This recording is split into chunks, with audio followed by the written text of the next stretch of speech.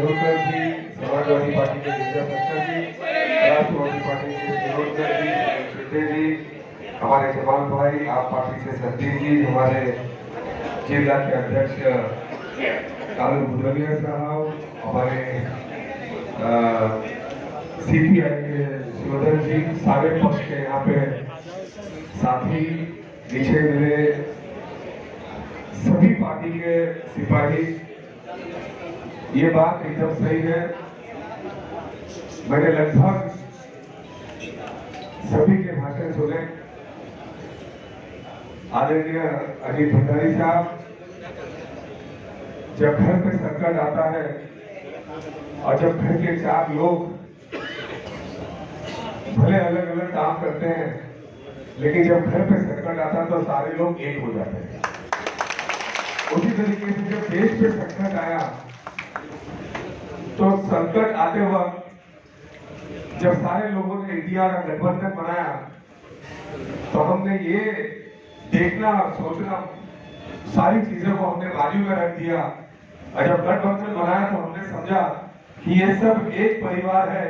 और हाँ, बिल्कुल हमने सरकार साहब आपको बोला कि आगे चलो। और जब आप इस तरीके की मीटिंगें ले रहे थे अपने कार्यकर्ताओं के साथ, अपने संगठनों के साथ, अपनी महिलाओं के साथ, तो उस वक्त हमारे पक्ष के सारे लोग यही मूड बना रहे थे कि आगे चल के हमें ये सीट जितानी और मुद्दा का खोला।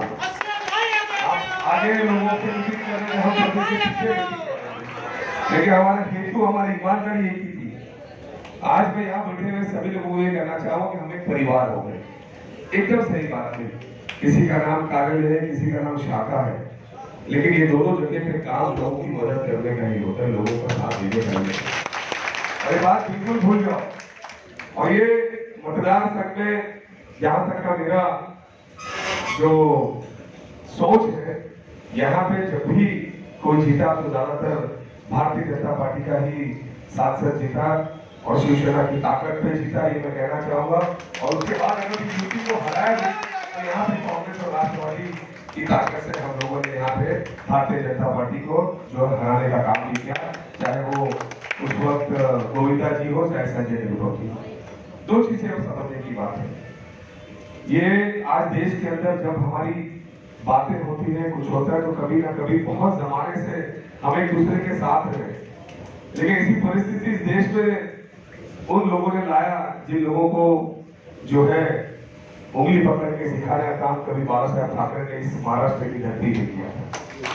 कहीं ना कहीं गलती हुई होगी जो इतने ऐसे लोगों को बढ़ाने का काम किया कि जिस घर में रहे उस घर के ढांचे को ही तोड़ने का काम किया, उस घर के लोगों को ही बर्बाद करने का काम किया। पॉलिटिक्स के अंदर ऊंच और बाहर ऊपर नीचे हो सकता है, लेकिन कभी किसी ने किसी घर के आदमी को तकलीफ देने का काम नहीं किया। आज आपने परिवार तोड़े, आपने घर के लोगों को तकलीफ देने का काम किया। ये सिर्फ सेना के साथ नहीं किया, ना आपके साथ। ऐसे कई राज्य के मुख्यमंत्री आज जो है वो जेल के अंदर हुए, ऐसे कई राज्य के मंत्री जेल में हुए। आज मसला जो घोषालकर साहब ने बताया एकदम सही है कि जो परसेंटेज वाइज है ना, कि कांग्रेस का इतना मत है, सेना का इतना मत है, राष्ट्रवादी का इतना मत है, आपका इतना मत है। पूरे देश के अंदर जब चुनाव हुआ ना, और जब बहुत ज्यादा संख्या से जो टीवी बता रहे थे ना, तब भी जो है ना भारतीय जनता पार्टी का मत कभी 32% से ऊपर नहीं आता, 38% से ऊपर नहीं गया था। जिस वक्त जब 32% लोग मतदान कर रहे थे, तब भी जो है 68% लोग उनके खिलाफ थे। उस वक्त भी देश के अंदर भी लोग, और आज भी मैं ये कहना चाहता हूँ कि आज भी उत्तर मुंबई जिला के अंदर एकदम सही तरीके से बताना चाहता हूँ कि जब संजय नेहरू जी जीते थे तब सिर्फ 1,45,000 वोट जो है मन से ले लिया था उस वक्त, और उससे 2 नहीं 3 गुना ताकत इस उत्तर मुंबई जिले में शिवसेना पार्टी की है, और वो भी खरी शिवसेना पार्टी की है। ये बताना चाहता हूँ कि यहाँ पे जो है 2 शिवसेना हुई, एक खरी शिवसेना, एक खोटी शिवसेना। एक जो है किसी की मतलब जबरदस्ती चुरा के ले गए, जिस छत के नीचे बने उस छत को मिलाने के काम में जब कुछ लोग लगे थे, तो उसमें से कुछ लोग ऐसे भी थे जो ये समझ नहीं पाए। लेकिन मैं बताना चाहता हूँ कि मुंबई की जनता ये सब जानती है, मुंबई की जनता और यहाँ पे बैठे हुए सब कार्यकर्ता को पता है कि कैसे क्या काम करना है। आपने जो स्ट्रेटेजी बनाया, हमने जो स्ट्रेटेजी बनाया, उस स्ट्रेटेजी में कोई फर्क नहीं है। वही रोड है, वही चौक है, वही वार्ड है, वही गली है, वही ईपी है। बस ये है कि एक दूसरे के साथ अब चलना है। ये मत देखना कि ये कार्यालय है, शाखा शाखा भी अपना, कार्यालय भी अपना, मिलो और निकलो। किस तरीके से आप घर घर तक का पहुंच सकते हैं। अभी मैं कल वहां पे था, अमोल जी के प्रचार में था, एक एक कांग्रेस कार्यालय में खासदार जी जा रहे हैं, वहां पे वर्षा जी के साथ में था, वहां पे उन्होंने एक एक शाखा के अंदर जाके उन्होंने भेंट की, शाखा प्रमुखों से मिले, विभाग प्रमुखों से मिले और प्रचार में लग गए। हाँ, यहाँ पे हमने थोड़ी सी देरी हुई है, लेकिन बात रखना, देर से हम चलेंगे लेकिन इतने जोर से चलेंगे कि फिर से उत्तर मुंबई में इतिहास आप लोगों के नेतृत्व, आप लोगों के साथ में रखा जाएगा।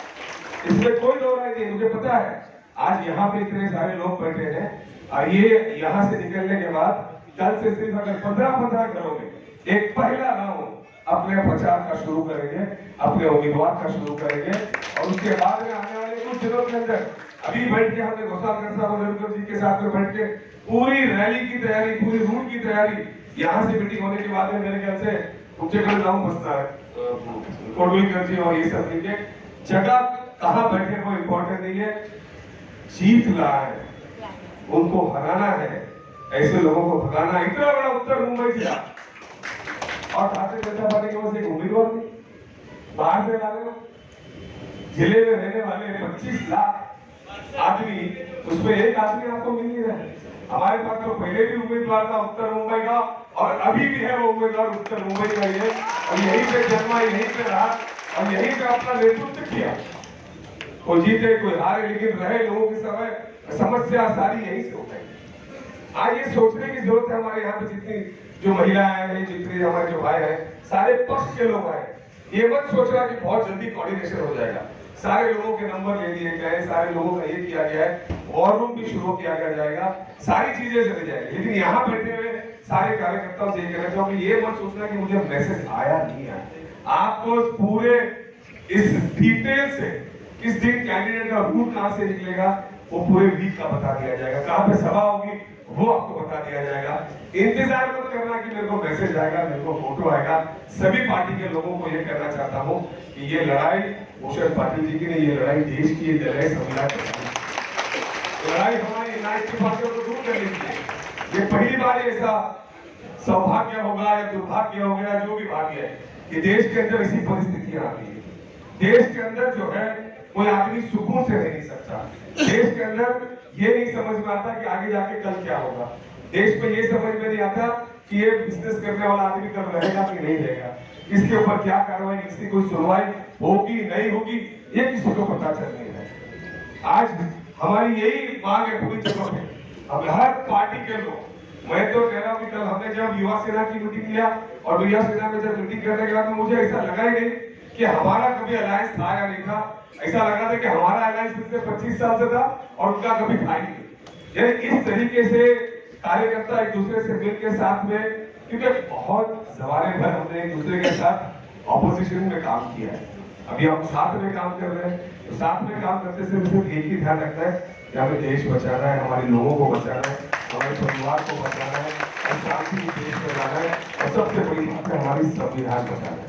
बहुत सारे पहलू भी आएंगे, बहुत सारी बातें करेंगे, उसमें आप लोगों को ज्यादा ध्यान रखने की जरूरत नहीं है। आपको सिर्फ लोगों को ये बताना है कि आपके सामने क्या मुद्दे लेने की जरूरत है। आगे दिन अगर टीवी बंद कर दो तो आपको सारे मुद्दे नजर आएंगे, महिलाओं के मुद्दे नजर आएंगे, महंगाई के मुद्दे नजर आएंगे, बेरोजगारी के मुद्दे नजर आएंगे, जिस तरीके से लोग आत्महत्या कर रहे नजर आएंगे, किसान किस तरीके से शेतकऱ्यांचे हाल असे आहेत की दिवसाला एक ना दिवसाला की फक्त महाराष्ट्रामध्ये आपला जीव देतात।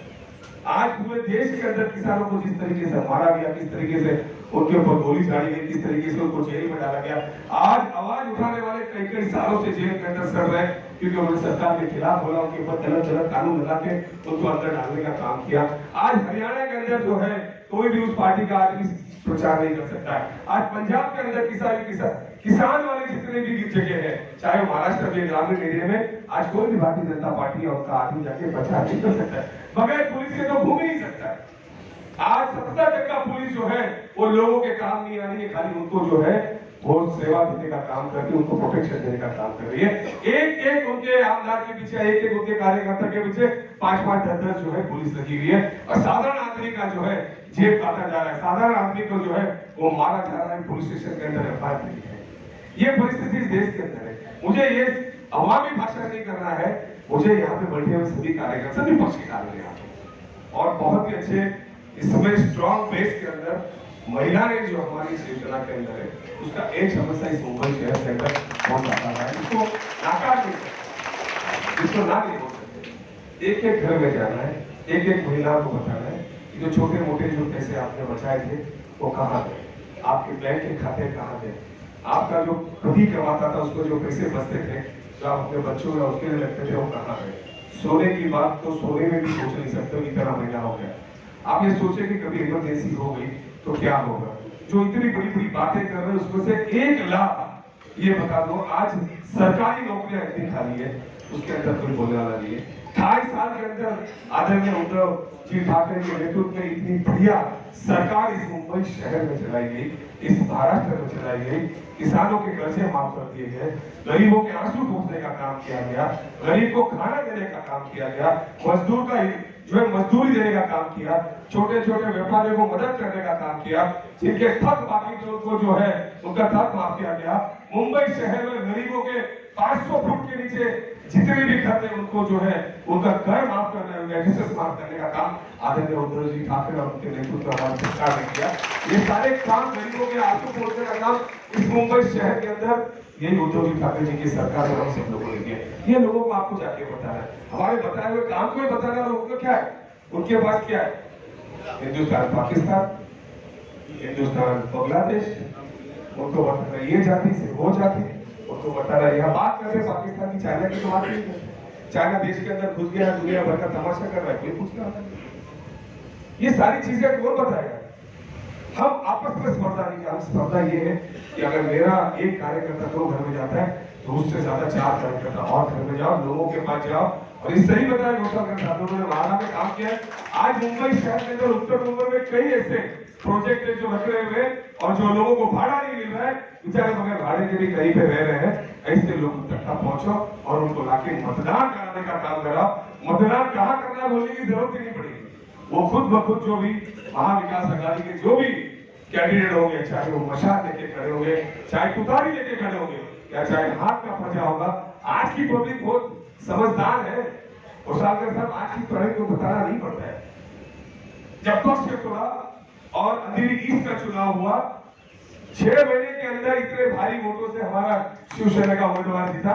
वहां पे 6 महीने के अंदर नगर सरकार आपकी मशाल जो है लोगों के दिमाग में और दिल में उतर गई थी और सारे लोगों ने जो है एक तरफ से रहा, चाहे वो कांग्रेस के लोग थे, एनसीपी के लोग थे, सारे लोगों ने एक चीज एक निश्चित, अगर जब उन लोग करते हैं दिमाग में अपनी बातें तो कोई भी चीज नामुमकिन नहीं होती, कोई भी चीज जो है आगे पीछे नहीं होती।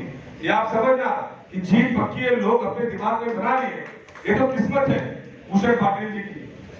लोग सोचते थे कि मैं लड़ जाऊंगा, लेकिन टिकट तुमको मिला, भाई तुम आगे जाने वाले हो और हमारी सबकी बातें वहां पे रखने वाले हो। हम सब तो सोचते रहे मुसाफिर साहब पे प्रचार करने में लगे, एक दूसरे की मदद करने में लगे। लेकिन मैं एक बात कहता हूँ कि कभी भी याद रखना, ये जो चुनाव है और इस चुनाव के अंदर बाबा साहब अम्बेडकर ने जो ताकत दी है, तो जो रोड पे काम कर रहा है 100 रुपए का आदमी है ना, जो 100 रुपए की मजदूरी करता है और एक दिन में 1 लाख करोड़ कमाने वाला भी आदमी होगा, अगर वो दोनों चुनाव लड़ेंगे ना तो जिसको मत बाबा साहब अम्बेडकर की ताकत से जो देगा ना, वो जिसको जिताना चाहेगा वो जीतेगा। और 1 लाख करोड़ ये आप समझ रहे हैं। और ये सब कब तक रहेगी मालूम है, जब तक ये संविधान रहेगा। ये बातें आप जो कर रहे हैं, हम दोनों आपस में सब बैठे हैं, कब तक रहेगा, जब तक ये संविधान रहेगा। ये जो सोच है ना, जो कारनामे करने का सपना देख रहे हैं ना, ये संविधान बदलने जा रहे हैं, इस देश को तोड़ने जा रहे हैं, इस देश को जाति के प्रांतों में नफरत फैला के एक दूसरे के बीच में तोड़, इनका कभी भी सपना पूरा नहीं होगा। मैं आज बोल के जाता हूँ, लिख लेना, मैंने भी बहुत सारे चुनाव देखे हैं, मैंने बहुत सारे वातावरण देखे, मैं बहुत सारी परिस्थितियों में गया है और एकदम सही बात है कि मैं तो वो छोटा था मुसाफिर से जब हमारे घर पे आते थे, जब मेरे वालिद साहब नगर सेवक थे, ये लोग नगर सेवक थे, सीनियर थे, इन लोगों को देख देख के हमने काम सीखा है और उसमें कोई बात नहीं, काम सीख के आगे भी निकल गया और उनके साथ में भी हूँ। और साथ में आगे उनको भी बढ़ाना है, सबको लेके चलना। याद रखना, हमेशा एक दूसरे का साथ देने वाला ही आगे बढ़ता है, और एक दूसरे का साथ देखते ही इस देश की तरक्की हुई है। कभी नफरत से, कभी एक दूसरे को खराब करके कभी भी कोई आगे नहीं बढ़ा है। मैं चाहूंगा कि सारे कार्यकर्ता लोग एकजुट हो जाओ, जैसा घोसालकर साहब ने अभी बताया, उस राह पे अगर हम निकल पड़े, जो टेम्पर उन्होंने बनाया था, उस टेम्पर को और हम किस तरीके से बूस्टर दे, घर घर पहुंच के, मोहल्ले मोहल्ले पहुंच के, बिल्डिंग बिल्डिंग पहुंच के, फोन के माध्यम से, सोशल मीडिया के माध्यम से, हर उस प्लेटफॉर्म के माध्यम से अगर हम भूषण पाटिल की कुछ बातें लोगों तक पहुंचाएंगे, राहुल जी की बातें लोगों तक पहुंचाएंगे, उद्धव जी की बातें पहुंचे, जितने भी नेता इंडिया के उन सब की बातें पहुंचाएंगे, तो जीत हमारी पक्की होगी। जय हिंद, जय भारत। विनंती करेन भूषण पाटील साहेब उत्तर मुंबई लोकसभेचे